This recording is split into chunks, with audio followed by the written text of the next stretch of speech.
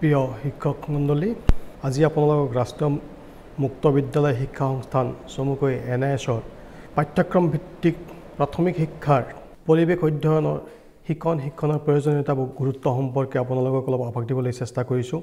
এই কাৰ্যসূচী DLED পাঠ্যক্ৰমৰ 505 505 ইয়াত আছে প্ৰাথমিক পৰ্যায়ত পৰিৱেশ শিক্ষণ। প্ৰিয় শিক্ষক শিক্ষয়িত্ৰীসকল, এতিয়া আমি প্ৰাথমিক পৰ্যায়ত পৰিৱেশ শিক্ষণৰ সমূহ বিষয়বস্তুক বিস্তৃতভাৱে আলোচনা কৰাৰ এক চেষ্টা কৰিম। এটা আমাৰ প্ৰশ্ন আহে যে পৰিৱেশ বুলিলে কি বুজো? এই সম্পৰ্কত বিভিন্ন পণ্ডিতৰ বিভিন্ন মত আছে। ইয়াত আমি পৰিৱেশৰ অৰ্থ আৰু সুবিধা সম্পৰ্কে এটি ধাৰণা দিবলৈ প্ৰয়াস কৰিম। ইয়াৰ উপৰি পৰিৱেশে আমাক কেনেদৰে সহায় আৰু আমাক মানুহ হিচাপে পৰিৱেশে কিদৰে ব্যৱহাৰ কৰিছোঁ এই সম্পৰ্কে কিছু আলোচনা কৰা হ'ব। ছাত্ৰ ছাত্ৰীসকলক পৰিৱেশ সম্পৰ্কীয় এটি বিজ্ঞানসন্মত ধাৰণা দিয়াৰ কাৰণে তেওঁলোকৰ কি ধৰণে শিক্ষা প্ৰদান কৰিব পাৰি আৰু কেনেকুৱা ধৰণৰ বিধি ব্যৱস্থা গ্ৰহণ কৰিব পাৰি আৰু পৰিৱেশৰ সৈতে এক একাত্মবোধ গঢ়ি তুলিব পাৰি সেই সম্পৰ্কতো আলোচনা কৰাৰ প্ৰয়াস কৰা হ'ব। পৰিৱেশ শব্দটো ফৰাচী শব্দ এনভাইৰনৰ পৰা আহিছে, যাৰ অৰ্থ হৈছে চৌপাশ বা চাৰিওফালৰ, অৰ্থাৎ আমাৰ চৌপাশৰ সমগ্ৰ বস্তুৱেই পৰিৱেশৰ অন্তৰ্ভুক্ত। চমু কথাত আমাৰ চৌপাশৰ সকলো জৈৱিক আৰু অজৈৱিক কাৰকেই পৰিৱেশৰ অন্তৰ্ভুক্ত হয়। 1956 চনৰ পৰিৱেশ সুৰক্ষা আইন এই ধাৰণাটোৱে স্পষ্ট কৰিছে। বহলভাৱে ক'বলৈ গ'লে পৰিৱেশ হ'ল বিভিন্ন ধৰণৰ দৃশ্যৰ সংমিশ্ৰণ। পৰিৱেশ আৰু সামাজিক সাংস্কৃতিক পৰিৱেশ এই গোটেইবিলাকক লগাই আমি পৰিৱেশক তিনিটা ভাগত ভগাব পাৰোঁ, যে প্ৰাকৃতিক পৰিৱেশ, মানৱ সৃষ্ট পৰিৱেশ আৰু সামাজিক সাংস্কৃতিক পৰিৱেশ। গছ গছনি, জীৱ জন্তু, নদ নদী, বায়ু, পানী ইত্যাদি সকলোবোৰকে প্ৰাকৃতিক পৰিৱেশৰ অন্তৰ্ভুক্ত কৰিব পাৰি।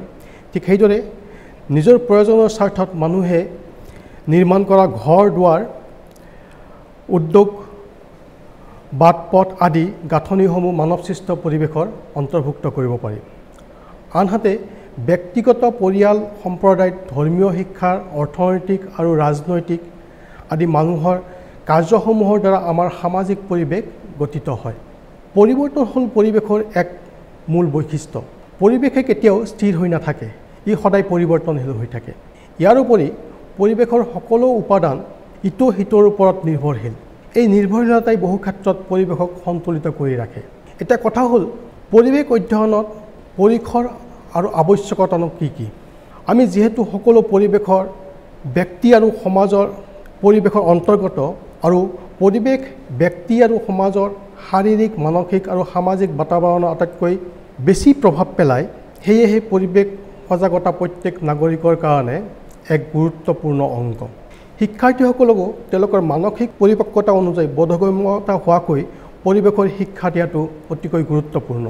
এই শিক্ষা প্ৰদান কাৰ্যসূচীসমূহ ব্যৱহাৰিক বা কৰ্মভিত্তিক হ'লে তেওঁলোকৰ পৰিৱেশ সম্পৰ্কীয় এক ধনাত্মক ধাৰণা মনত পোষণ কৰিবলৈ সক্ষম হ'ব।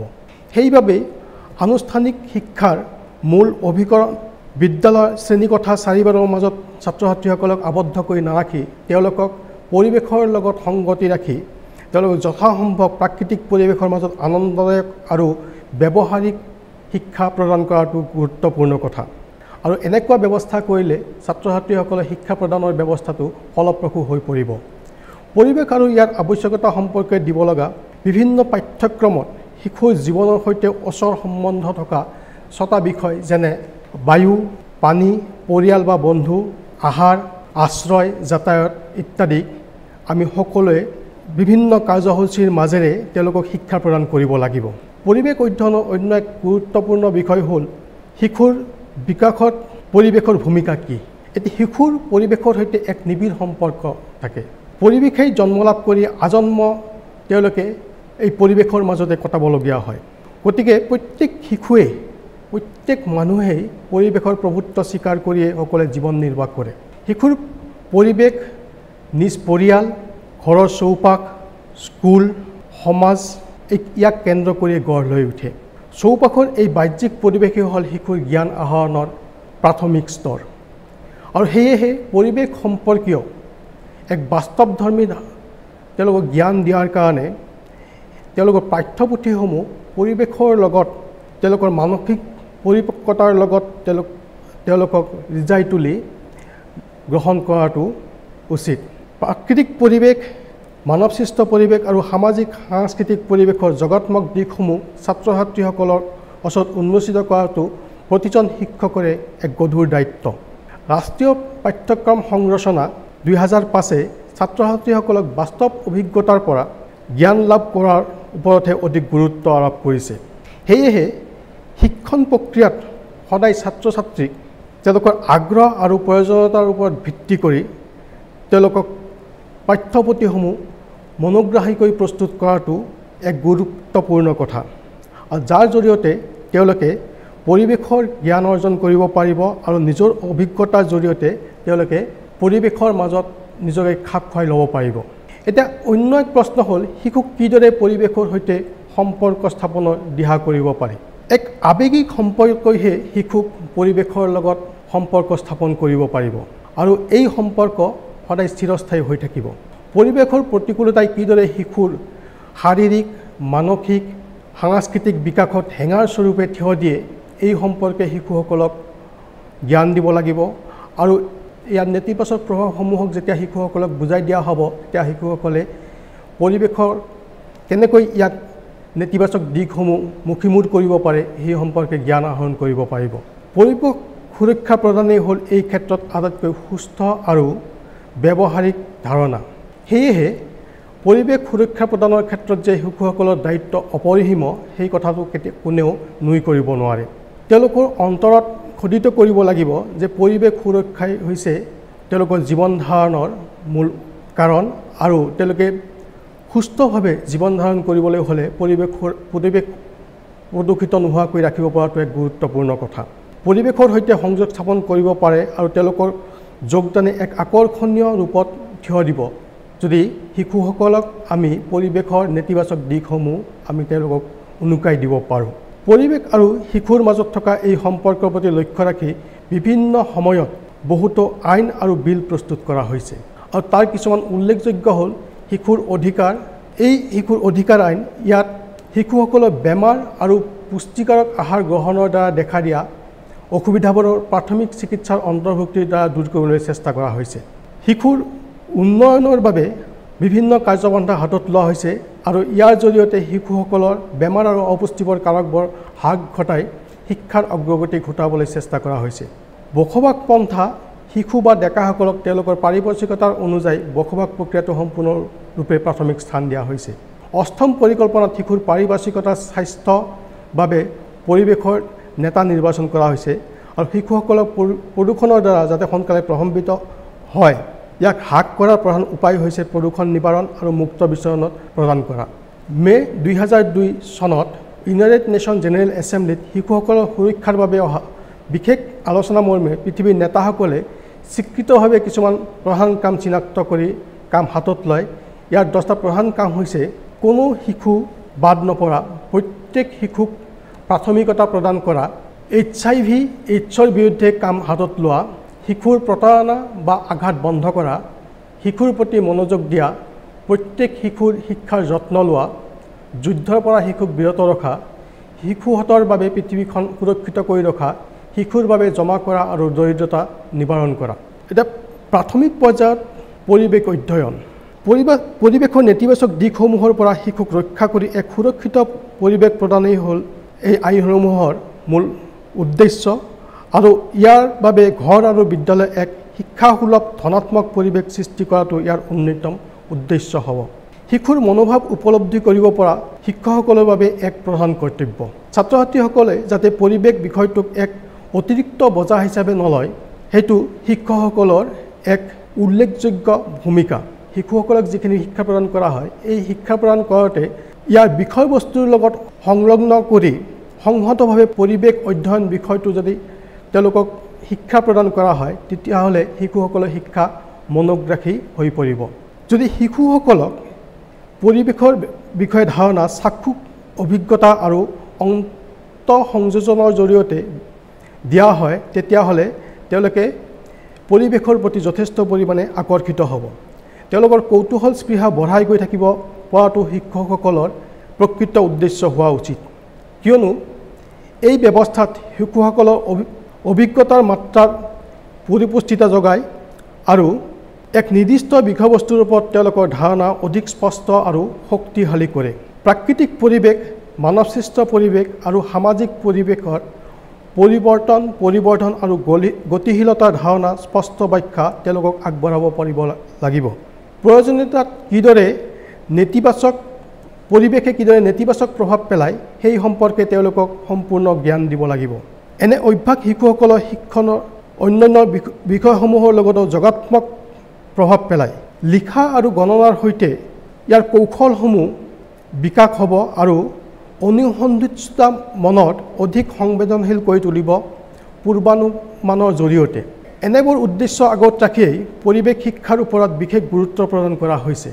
কিয়নো এনে শিক্ষাৰ বাস্তৱিক ভিত্তিয়ে ব্যক্তিক পৰিৱেশৰ বিষয়ে জনাত সমস্যাসমূহ চিনাক্তকৰণ তথা নিবাৰণ আৰু পৰিৱেশৰ উন্নতিকৰণত বিশেষ মাত্ৰা প্ৰদান কৰে পৰিৱেশৰ প্ৰতি সজাগতা বৃদ্ধি পৰিৱেশৰ সৃষ্টিৰ মাদকতা পৰিৱেশৰ জ্ঞান আহৰণ এই শিক্ষণ প্ৰক্ৰিয়াৰ অন্যতম উদ্দেশ্য ইয়ে পৰিৱেশ আৰু পৰিৱেশীয় প্ৰত্যাহ্বানসমূহ মোকাবিলা কৰাৰ বাবে প্ৰয়োজনীয় জ্ঞান আৰু আহৰণৰ সহায় কৰে পৰিৱেশ শিক্ষাই কোনো বিশেষ দৃষ্টিভংগীৰে শিক্ষাদানৰ প্ৰশংসা নকৰে প্ৰত্যেকেই হ'ল সজাগতা আৰু বোধগম্যতা সৃষ্টিৰ এক স্বাভাৱিক প্ৰক্ৰিয়া আমাৰ মনত এক কৌতূহল সৃষ্টি হয় এই কৌতূহলটো হ'ল কেতিয়াৰ পৰা পৰিৱেশ শিক্ষাক আমাৰ পাঠ্যক্ৰমৰ অন্তৰ্ভুক্ত কৰা হৈছে যে প্ৰাথমিক পৰ্যায়ৰ পৰিৱেশ শিক্ষা বা স্কুল পৰ্যায়ত পৰিৱেশ শিক্ষা বিষয়ৰূপে অন্তৰ্ভুক্ত কৰি ছাত্ৰ ছাত্ৰীসকলক পৰিৱেশৰ সৈতে সংযোগ কৰাৰ এক প্ৰচেষ্টা 1970 চনৰ প্ৰাককালতেই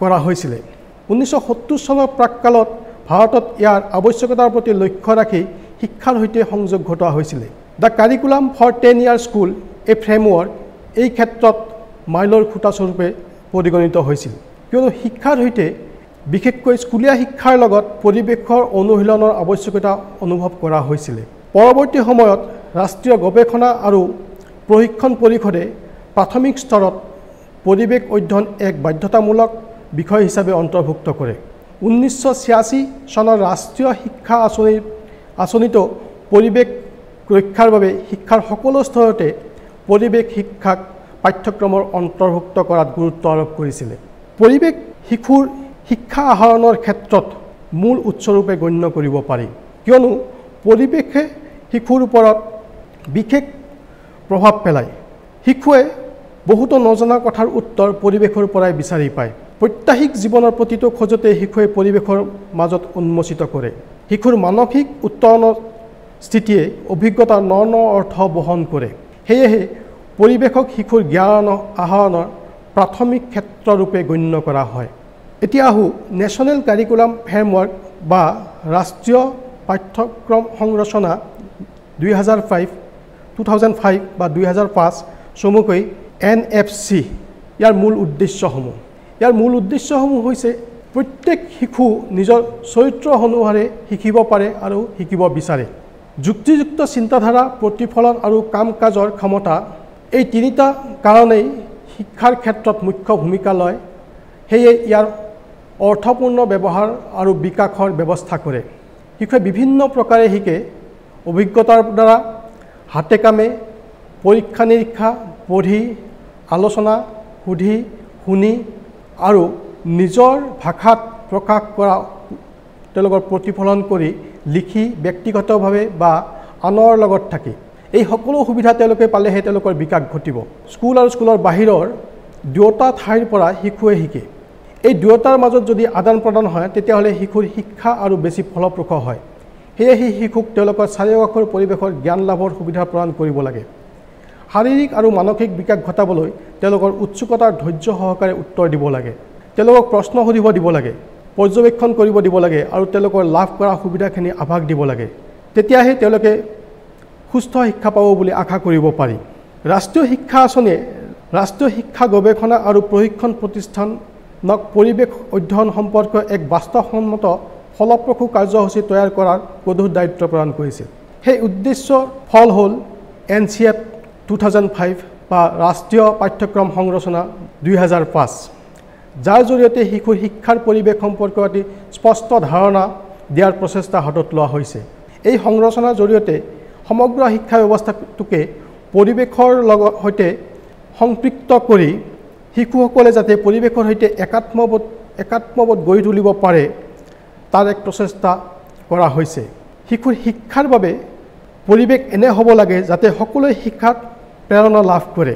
শিশুসকলক পৰিৱেশৰ সৈতে জড়িত কৰাৰ বাবে বিভিন্ন কাৰ্যসূচী গ্ৰহণ কৰিব লাগে। সকলো শিশুৰ শিক্ষা গ্ৰহণৰ ধৰণ ভিন্ন ভিন্ন হয় আৰু সেয়েহে শিশুৰ ৰুচি অনুযায়ী শিকিবলৈ সুবিধা প্ৰদান কৰিব লাগে। শ্ৰেণীকোঠাৰ উপৰিও প্ৰাকৃতিক পৰিৱেশত শিক্ষা প্ৰদান ব্যৱস্থা কৰিব লাগে আৰু দুয়ো ক্ষেত্ৰৰ মাজত এক আন্তঃসংযোগৰ ব্যৱস্থা কৰিব লাগে। শিক্ষাৰ বাবে এক উপযোগী পৰিৱেশ সৃষ্টি কৰাটো শিক্ষকসকলৰ এক গধুৰ দায়িত্ব। শিশুসকলৰ মানসিক আৰু শাৰীৰিক স্থিতি হৃদয়ংগম কৰি সেই অনুযায়ী কাৰ্য কৰিবলৈ মনৰ কৌতূহল নিবাৰণ সুযোগ প্ৰদান কৰাটো এই আঁচনিৰ অন্যতম উদ্দেশ্য আৰু শিক্ষাৰ মূল উদ্দেশ্যটো এইটোৱে। 1993 চনত যশপাল কমিটিৰ ৰিপৰ্টত ইয়াৰ অন্তৰ্নিহিত উদ্দেশ্য প্ৰতিফলিত কৰে। পৰম্পৰাগত শিক্ষণ প্ৰক্ৰিয়াই ছাত্ৰ ছাত্ৰী আৰু অভিভাৱকসকলৰ মাজত কষ্ট দিয়ে আৰু বজাৰ সৃষ্টি কৰে। সেয়া লাঘৱ কৰাই হৈছে ইয়াৰ অন্যতম উদ্দেশ্য। এই ৰিপৰ্টত বিদ্যালয়সমূহক কিদৰে ছাত্ৰ ছাত্ৰীৰ আত্মবিশ্বাসৰ সামাজিকৰণ, শান্তি আৰু স্বাস্থ্যসন্মত সমল যোগোৱাত ইন্ধন যোগায় সেই সম্পৰ্কত বহুতো যোগাত্মক পৰামৰ্শ আগবঢ়োৱা হৈছে। ক্ষেত্ৰ অধ্যয়ন আৰু শিক্ষণৰ জৰিয়তে বিদ্যালয় পৰ্যায়ত বহনক্ষম বিকাশৰ বাবে পৰিৱেশ শিক্ষাৰ অতি আৱশ্যকতা আহি পৰিছে। মনোযোগ দিব লগা ক্ষেত্ৰ স্থান আৰু শিক্ষণৰ প্ৰক্ৰিয়াত পদ্ধতিগত বিকাশ সাধনৰ লক্ষ্য জন্মস্থান আৰু শিক্ষণ নামৰ প্ৰশিক্ষণ আঁচনিৰ মূল উদ্দেশ্য। এই আঁচনি প্ৰস্তুত কৰা বিষয়বস্তু প্ৰয়োজনীয়তা, শিক্ষকৰ জাগৰণ তথা গতিশীলতা, কৰ্ম আঁচনিৰ বিকাশ আদিত যি বৈপ্লৱিক পৰিৱৰ্তন আনিছে সেয়ে ছাত্ৰ ছাত্ৰীসকলক কৌশল আৰু পাৰদৰ্শিতা বৃদ্ধিত বিশেষ অৰিহণা যোগাইছে। ভাৰতৰ মহামান্য উচ্চতম ন্যায়ালয়ে এক নিৰ্দেশযোগে কেন্দ্ৰীয় আৰু ৰাজ্যিক শিক্ষা কৰ্তৃপক্ষক বিদ্যালয় আৰু মহাবিদ্যালয় শিক্ষা ব্যৱস্থাত পৰিৱেশ শিক্ষা বাধ্যতামূলক কৰিছে। শেষত এটা কথা পুনৰ দোহৰা হ'ল যে পৰিৱেশ শিক্ষা হ'ল সকলোৰে মাজত পৰিৱেশৰ প্ৰতি এক সজাগতা সৃষ্টি কৰা। ইয়াৰ সকলো বয়সৰ সকলো লিংগৰ লোকক অন্তৰ্ভুক্ত কৰা উচিত। পৰিৱেশৰ সৈতে প্ৰত্যেক ব্যক্তিৰে প্ৰত্যক্ষ আৰু পৰোক্ষ সম্পৰ্ক থাকে আৰু ইয়াৰ বাবে শিক্ষকেই হ'ল প্ৰকৃত অৰ্থত পৰিৱেশ শিক্ষা দিয়াৰ এক গুৰুত্বপূৰ্ণ আহিলা। পৰিৱেশ শিক্ষণৰ এক প্ৰকৃত অৰ্থপূৰ্ণ শিক্ষা ব্যৱস্থা। পৰিৱেশ পাঠ্যক্ৰমে ব্যক্তিৰ সামগ্ৰিক বিকাশ সাধন কৰাৰ লগতে পৃথিৱীৰ সকলো জীৱিত বস্তুৰ প্ৰতি সমান গুৰুত্ব আৰোপত বিশেষ অৰিহণা আগবঢ়ায়। সেয়েহে প্ৰত্যেকগৰাকী শিক্ষকলে আহ্বান তেখেতসকলে যাতে পৰিৱেশ পাঠ্যক্ৰমত প্ৰকৃত গুৰুত্ব উপলব্ধ কৰি এক বাস্তৱসন্মত শিক্ষা প্ৰক্ৰিয়াৰে ছাত্ৰ ছাত্ৰীসকলৰ পৰিৱেশৰ সৈতে সংপৃক্ত কৰাই আৰু শাৰীৰিক মানসিক উত্তৰণত যোগাত্মক ভূমিকা পালন কৰে। যদি ছাত্ৰ ছাত্ৰীসকলে এতিয়াৰ পৰাই শিশু অৱস্থাৰ পৰাই তেওঁলোকে যদি পৰিৱেশৰ প্ৰতি বিশেষ জ্ঞান আহৰণ কৰিব পাৰে, তেওঁলোকৰ পৰিৱেশৰ ক্ষতিকাৰক দিশসমূহ যদি জানে তেওঁলোকে, তেতিয়াহ'লে তেওঁলোকৰ পৰিৱেশ প্ৰদূষণ ৰোধ কৰাৰ ক্ষেত্ৰত এক গুৰুত্বপূৰ্ণ ভূমিকা পালন কৰিব আৰু বহনক্ষম উন্নয়নৰ জৰিয়তে ছাত্ৰ ছাত্ৰীসকলে তেওঁলোকে কেনেকৈ পৃথিৱীখনক আগবঢ়াই নিব পৰা যায় সেই কথাটো তেওঁলোকে চিন্তা কৰিব। স্কুলীয়া ছাত্ৰ ছাত্ৰীসকলক পৰিৱেশ প্ৰতিকূলতাই কিদৰে তেওঁলোকৰ দৈহিক, মানসিক তথা সামাজিক উন্নয়নৰ ক্ষেত্ৰত হেঙাৰ স্বৰূপে থিয় দিব পাৰে, তেখেতসকলৰ পুষ্টিহীনতাই তেওঁলোকৰ মানসিক উৎকৰ্ষ বৃদ্ধিত কেনেকুৱা ধৰণে হেঙাৰ স্বৰূপে থিয় দিব পাৰে, এই সম্পৰ্কে শিক্ষকসকলে ছাত্ৰ ছাত্ৰীসকলক বুজাই দিলে ছাত্ৰ ছাত্ৰীসকল পৰিৱেশৰ প্ৰতি যথেষ্ট সজাগ হ'ব আৰু পৰিৱেশ প্ৰদূষণ ৰোধ কৰাৰ ক্ষেত্ৰত তেওঁলোকে গুৰুত্বপূৰ্ণ ভূমিকা পালন কৰিব। আৰু এই ব্যৱস্থাটো শিশু অৱস্থাৰ পৰাই ছাত্ৰ ছাত্ৰীসকলৰ মনত সোমাই দিব লাগিব, যাৰ জৰিয়তে তেওঁলোকে বহনক্ষম উন্নয়নৰ ধাৰণা এই সম্পৰ্কে তেওঁলোকে জ্ঞান লাভ কৰিব পাৰিব। পৰিৱেশ সুৰক্ষা প্ৰদানেই হ'ল এই ক্ষেত্ৰত আটাইতকৈ সুস্থ ব্যৱহাৰিক ধাৰণা। সেয়েহে শিশুসকলক পৰিৱেশ সুৰক্ষাৰ বিষয়ে সজাগতা সৃষ্টি কৰিব লাগিব। আৰু পৰিৱেশ শিক্ষা প্ৰদানৰ মূল উদ্দেশ্যটো হৈছে শিশুসকলক এই সজাগতা বৃদ্ধি কৰা আৰু যাৰ জৰিয়তে শিশুসকলৰ পৰিৱেশ সম্পৰ্কীয় জ্ঞান বৃদ্ধি হ'ব। যিহেতু শিশুসকলৰ মনত চপলতা থাকে, তেওঁলোকে অতি সোনকালে বস্তুবিলাক আয়ত্ব কৰিব পাৰে, সেইকাৰণে শিশুসকলক যদি পৰিৱেশ শিক্ষাৰ জ্ঞান দিয়া হয় তেতিয়াহ'লে তেওঁলোকে অতি সহজতেই গোটেই পৰিৱেশৰ যিখিনি নেতিবাচক প্ৰভাৱ সেইবিলাক মুখিমূৰ কৰাৰ কাৰণে তেওঁলোকে চেষ্টা কৰিব। তেওঁলোকৰ খোৱা পানী, তেওঁলোকৰ স্বাস্থ্যসন্মত বাতাবৰণ, পৰিৱেশ প্ৰদূষণ, বিভিন্ন ধৰণৰ পৰিৱেশ প্ৰদূষণ, মানৱ সৃষ্টই হওক বা অন্যান্য প্ৰদূষণেই হওক, সকলোবিলাকৰ বিষয়ে তেওঁলোকক অৱগত কৰিব লাগিব। আৰু এইবিলাক ৰোধৰ ক্ষেত্ৰত তেওঁলোকৰ কৰণীয় কি সেই সম্পৰ্কে বুজাই দিলে শিশুসকল তেওঁলোকে আগবাঢ়ি যাব পাৰিব আৰু তেওঁলোকে এক বহনক্ষম উন্নয়নৰ ক্ষেত্ৰত গুৰুত্বপূৰ্ণ ভূমিকা পালন কৰিব। বয়সৰ সবলতাৰ বাবে শিশুসকল অতি সহজে পৰিৱেশৰ সৈতে তেওঁলোকৰ সংমিশ্ৰণ ঘটে আৰু তেওঁলোকক এই শিশু অৱস্থাত যিবিলাক কথা শিকোৱা হয় সেইবিলাক অতি সহজতে তেওঁলোকে বুজি উঠে আৰু তেওঁলোকৰ অনিসন্ধিৎসুতা মনৰ কাৰণে তেওঁলোকে নতুন নতুন কথা জানিবলৈ বিচাৰে আৰু ইয়াৰ জৰিয়তে তেওঁলোকে পৰিৱেশ সম্পৰ্কত ন দিশ আৱিষ্কৃত কৰিব আৰু ইয়াৰ পৰা তেওঁলোকে নতুন দিশৰ পৰিৱেশ প্ৰদূষণ কিদৰে ৰোধ কৰিব পৰা যায় এই সম্পৰ্কে জ্ঞান আহৰণ কৰিব পাৰিব।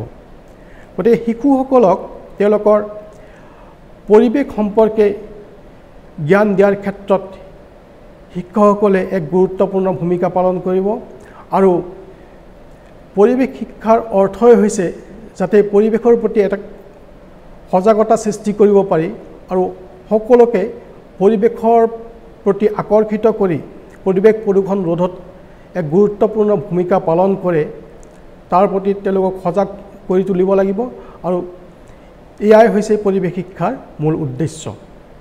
ধন্যবাদ।